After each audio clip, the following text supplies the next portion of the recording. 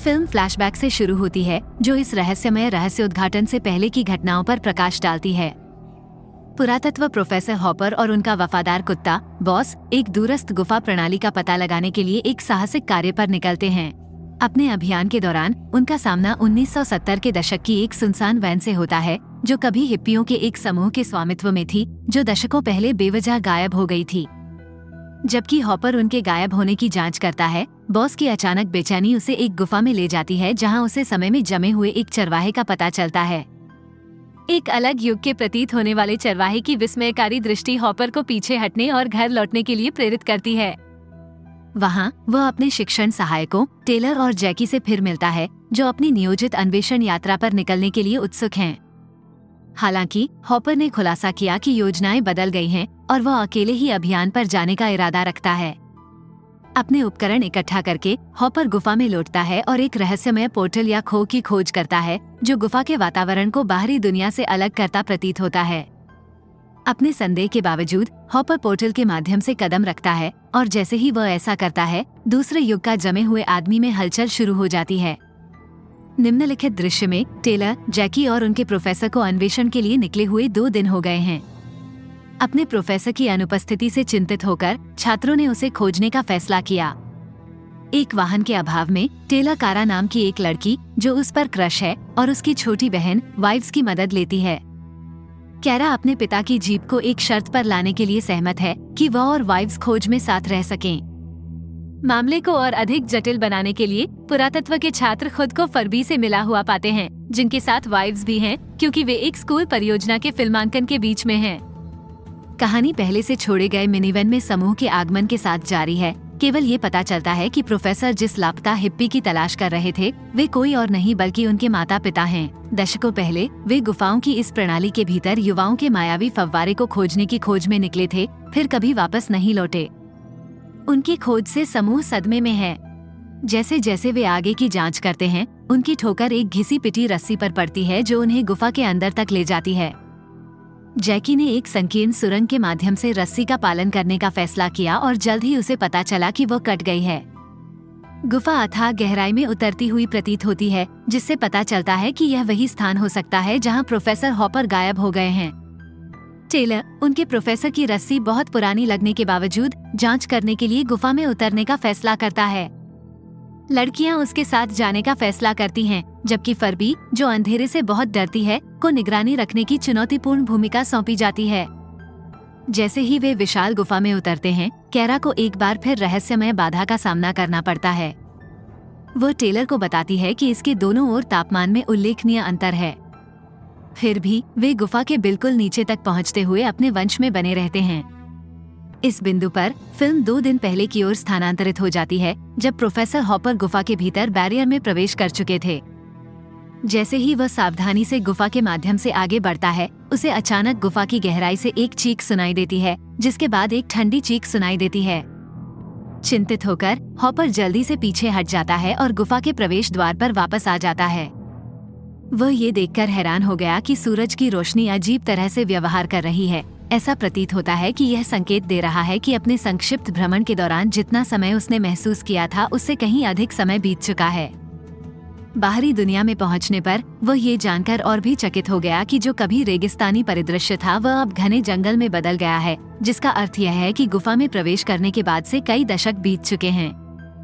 Hopper का सामना कारा की खराब जीप और टेलर के बैकपैक से होता है, जिससे वो उन्हें खोजने के लिए गुफा में फिर से प्रवेश करने के लिए प्रेरित होता है। वर्तमान में तेजी से आगे बढ़ते हुए समूह गुफा की खोज जारी रखता है, जब तक कि उन्हें वही भयानक चीख सुनाई ना दे जो हॉपर ने पहले सुनी थी। अंधेरे में छिपे एक अज्ञात खतरे के डर से वे अपने मिशन को रद्द करने और घर वापस जाने का फैसला करते हैं और अधिक रहस्यों और खुलासों के लिए मंच तैयार करते हैं। जैसे ही जैकी पहली रस्सी पर चढ़ती है, फिल्म तीव्र हो जाती है, लेकिन रस्सी अचानक टूट जाती है, जिससे वो गिर जाती है और उसके पैर में फ्रैक्चर हो जाता है। टेलर उसे बचाने का प्रयास करता है, लेकिन उसका हाथ टूट जाता है। समूह का निष्कर्ष है कि फरबी रस्सियों के साथ छेड़छाड़ कर रहा है और क्रोधित टेलर रेडियो के माध्यम से उससे संपर्क करने की कोशिश करता है, लेकिन फरबी प्रतिक्रिया नहीं देता है। घबराहट के माहौल में समूह गुफा से भागने के तरीकों पर चर्चा करता है, जब उन्हें पृष्ठभूमि में एक तेज आवाज सुनाई देती है, जिससे पता चलता है कि ऊपर से कुछ गिर गया है। टेलर रेडियो के माध्यम से फरबी से संपर्क करने का एक और प्रयास करता है और इस बार वो दबी हुई आवाज में मदद मांगते हुए उत्तर देता है। जब उन्हें पता चला कि यह फरबी है तो वे भयभीत हो गए। कोई अन्य विकल्प न होने पर समूह ने सुरंग में और गहराई तक जाने का निर्णय लिया। जैसे जैसे वे आगे बढ़ते हैं वे एक ऐसे हिस्से में आते हैं जहां से वे आकाश देख सकते हैं। हूपर के पहले के अनुभव की तरह सूरज लगातार टिमटिमाता है, जिससे ऐसा लगता है कि एक पल में दिन रात में बदल रहा है। इस विचित्र घटना के बावजूद टेलर का मानना है कि फरबी अपनी टॉर्च के साथ एक और शरारत कर रहा है। जैसे जैसे वे खोज करना जारी रखते हैं उनका आतंक गहराता जाता है और उनकी नजर फरबी के बेजान शरीर पर पड़ती है। उसकी गर्दन बेरहमी से तोड़ दी गई है और चेहरे पर परेशान करने वाले निशान हैं। समूह तबाह और भयभीत है। उन्हें संदेह है कि कोई न कोई चीज उनका पीछा कर रही है। जब उन्हें फरबी की कटी हुई रस्सी मिलती है तो वे इस द्वेषपूर्ण उपस्थिति के प्रति आश्वस्त हो जाते हैं। सौभाग्य से उन्हें फरबी का कार्यशील गोप्रो कैमरा मिला और उन्होंने ये समझने के लिए फुटेज देखने का निर्णय लिया कि किस कारण से उनकी मृत्यु हुई। वीडियो में फरबी कई दिनों से समूह की वापसी का इंतजार कर रहा है, उनसे संपर्क करने के लिए विभिन्न तरीकों की कोशिश कर रहा है, रेडियो के माध्यम से, गुफा के माध्यम से चिल्लाकर और उन्हें संकेत देने के लिए चट्टानों को उछालकर। हालांकि उसे कोई प्रतिक्रिया नहीं मिलती है। बेचैन होते हुए फरबी आसपास के क्षेत्र का पता लगाता है और 1970 के दशक के हिप्पियों के मिनीवैन पर ठोकर खाता है, जिसमें एक पत्रिका होती है जिसमें महत्वपूर्ण जानकारी होती है। पत्रिका गुफा के बारे में एक आश्चर्यजनक रहस्य उजागर करती है। इसमें युवाओं का एक फव्वारा है जो बीमारियों को ठीक कर सकता है और यहाँ तक कि मृतकों को भी जीवित कर सकता है। ये खोज बताती है कि हॉपर के माता पिता गुफा में क्यों गए। उनकी माँ एक दुर्लभ प्रकार के कैंसर से पीड़ित थीं। जैसे जैसे अधिक दिन बीतते हैं फरबी की आपूर्ति खत्म हो जाती है और वो मान लेता है कि उसके दोस्त मर गए हैं। जाने के लिए बेताब उसने टेलर से जीप की चाबियां प्राप्त करने के लिए स्वयं गुफा में उतरने का फैसला किया। जब वो गुफा के भीतर रहस्यमय बाधा को पार करता है तो वो देखता है कि रस्सी टूटने से पहले आसमान तेजी से बदल रहा है, जिससे वो घातक रूप से गिर जाता है, जिससे समूह को गड़गड़ाहट की आवाज सुनाई देती है। अब गुफा के अंदर रेडियो काम करना शुरू कर देता है और फरबी मदद के लिए पुकारने का प्रयास करता है। अनजाने में घातक प्राणियों का ध्यान आकर्षित करता है जो आते हैं और निर्दयता से उसके जीवन को समाप्त कर देते हैं। फुटेज समूह को सदमे, भ्रम और उदासी की स्थिति में छोड़ देता है। वे इस बात से हतप्रभ हैं कि फरबी ने बाहर कितने दिन बिताए, जबकि गुफा के अंदर उन्हें केवल 30 मिनट ही बीते थे। समूह गुफा से भागने के लिए निर्धारित है और कैरा, जो एकमात्र सुरक्षित है, को स्वतंत्र रूप से बाहर निकलने का काम सौंपा गया है। टेलर उसे सतह पर पहुंचने पर अधिकारियों को संकेत देने के लिए एक बीकन प्रदान करता है। कारा कड़ी मेहनत के बाद गुफा से बाहर निकलती है, लेकिन बाहर के तीव्र परिवर्तन को देखकर स्तब्ध रह जाती है।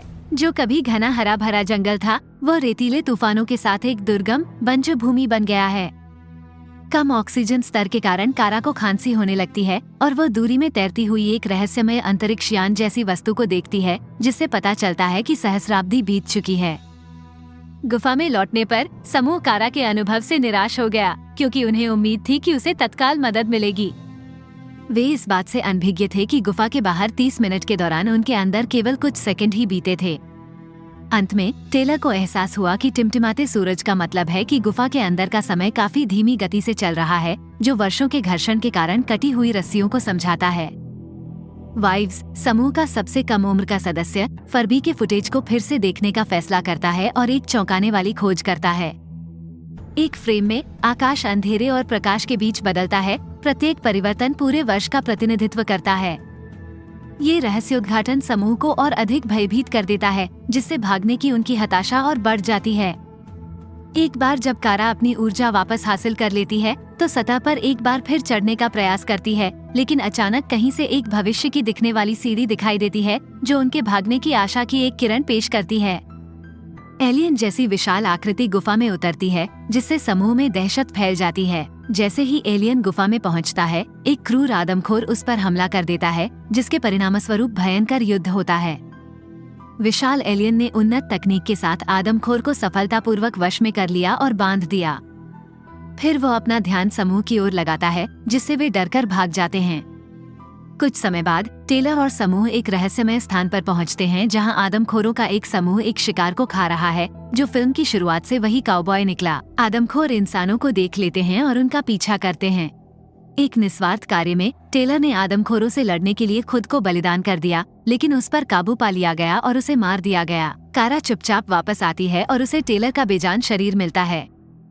वह निराशा में रोती है। विशाल एलियन दोनों के पास आता है और पानी के एक छोटे से पूल का उपयोग करके, जो युवाओं का फव्वारा प्रतीत होता है, चमत्कारिक रूप से टेलर को पुनर्जीवित करता है। युवाओं का फव्वारा मिथक, जिसका पहले दूसरे लोग मजाक उड़ाते थे, सच साबित हुआ है। हालांकि आदमखोर वापस लौटते हैं और विशाल पर हमला करते हैं।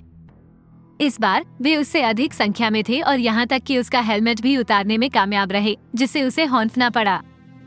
कारा और टेलर विशाल की मदद करने के लिए हस्तक्षेप करते हैं और अंततः अपने उपकरणों से आदमखोरों को फंसा लेते हैं। संघर्ष के बाद दंपति विशाल को अपने पैरों पर खड़ा करने में मदद करने की कोशिश करते हैं, लेकिन वे असफल हो जाते हैं। ये स्पष्ट हो जाता है कि पृथ्वी का वातावरण विशाल के लिए जहरीला है, जिससे उसके आंतरिक अंग विफल हो गए हैं। विशाल समाचार रिपोर्ट और वीडियो क्लिप प्रदर्शित करता है जो कई सहस्राब्दियों पहले समूह के गायब होने का खुलासा करता है। ये क्लिप पृथ्वी की निर्जन स्थिति को भी दर्शाते हैं, जो मनुष्यों को द आर्क नामक एक विशेष अंतरिक्ष यान का उपयोग करके दूसरे ग्रह पर जाने के लिए प्रेरित करती है, वही वस्तु जो कारा ने पहले देखी थी। ये जानकारी प्रदान करने के बाद विशाल की मृत्यु हो जाती है। टेलर ने गुफा का पता लगाना जारी रखा और प्रोफेसर हॉपर को खोजा, जो घायल है। आगे उसने जो पाया वह चौंकाने वाला है। वह समय की कई परतों का सामना करता है। पहली परत में हॉपर के माता पिता जमे हुए हैं। इस दीवार में हॉपर की लंबे समय से खोई हुई बहन और अलग अलग समय के जमे हुए लोग शामिल हैं। ये जमे हुए लोग यूथ फाउंटेन तक पहुंचने के लिए संघर्ष कर रहे हैं। हॉपर बताते हैं कि पूरी गुफा फव्वारे की सुरक्षा के लिए बनाई गई एक प्रणाली है और प्रत्येक परत में समय की एक अलग गति होती है। गहरी परतों में समय पिछली परतों की तुलना में बहुत धीमी गति से चलता है। टेलर हॉपर की मदद करने की कोशिश करता है, लेकिन उसे गुफा छोड़ने के लिए मनाने में असमर्थ है।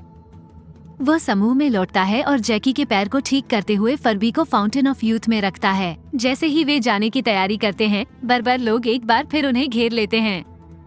समूह एलियन द्वारा छोड़ी गई हाईटेक सीढ़ी का उपयोग करने का निर्णय लेता है। कारा पहले चढ़ती है, लेकिन शीर्ष पर उसे पता चलता है कि प्रवेश द्वार पानी से भरा हुआ है। समूह के बाकी सदस्यों को चौंकाते हुए एक प्राणी उसे झटक देता है। अब टेलर और अन्य लोग एक खतरनाक संकट का सामना कर रहे हैं। यदि वे ऊपर जाते हैं तो जीव उन्हें मार डालेंगे, लेकिन यदि वे पीछे हटते हैं तो बर्बर लोग उन्हें खा जाएंगे। कुछ क्षण बाद पूरी तरह से रूपांतरित कारा गुफा में लौटती है और एक हाईटेक रस्सी का उपयोग करके सभी को ऊपर खींचती है। वह बाद में फर्बी, प्रोफेसर हॉपर और उसके माता पिता के लिए प्रक्रिया दोहराती है। जिन प्राणियों ने शुरू में कारा को खींचा था, वे विकसित मानव थे जिन्होंने समय के साथ अनुकूलन किया है। हालांकि कारा ने गुफा में केवल कुछ सेकंड बिताए, लेकिन उसे बाहर कई वर्षों का अनुभव हुआ। अंतिम दृश्य में समूह को द आर्क में लाया जाता है, जो एक नए रहने योग्य ग्रह को खोजने के लिए एक अंतरिक्ष यान है। आर्क को विकसित प्राणियों द्वारा नियंत्रित किया जाता है, जो पूरी तरह से अलग भाषा बोलते हैं। फिल्म के अंत में फर्बी, हॉपर, उसके माता पिता और उसकी बहन सभी को वापस जीवन में लाया जाता है। वे अब मंगल की ओर जाने वाले एक बड़े अंतरिक्ष यान पर हैं। फिल्म का अंत अंतरिक्ष यान के अंतरिक्ष में प्रक्षेपित होने और पृथ्वी को हमेशा के लिए पीछे छोड़ने के साथ होता है।